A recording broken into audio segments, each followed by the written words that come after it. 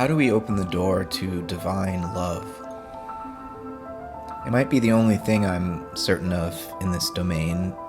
It's that each of us, each individual, has to find their own unique path to that secret passageway.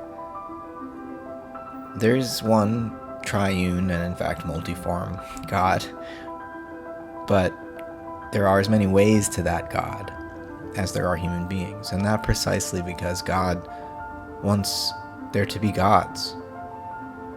God wants friends. That's what we are called to become.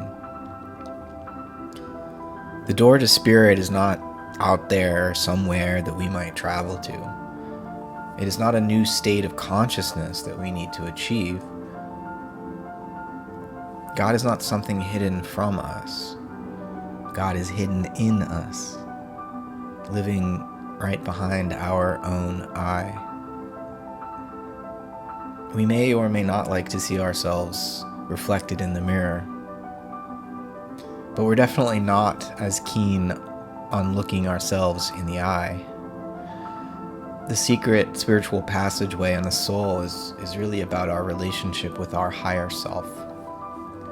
Most of us, most of the time, have at least some relationship with this spiritual self. It's what having a conscience means. This kind of relation is limited to the feelings of guilt we experience after our everyday self does or thinks something less than wholesome. This basic sense of human conscience is really the only proof of spirit that we should need, even if we grant it no presence in the physical world. Say we separate facts and values, the moral from the physical world. Still, human conscience should be evidence enough of spirit, though I think we should also recognize spirit in the physical world, but that's a topic for another time. That human beings are, or at least can be, guided by some inkling of the good and the true and the beautiful is itself radiant evidence of the higher light shining on this world, of the presence of the divine here among us.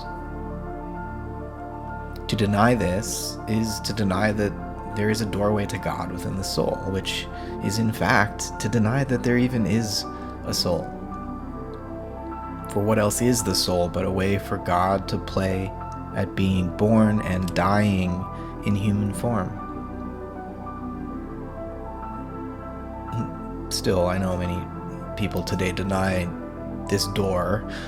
They scoff at the idea of soul. So for them, the door remains not just closed, but almost entirely neglected. Who needs wisdom when you've got algorithms, right? The opiate of materialism has made sleepwalkers of many,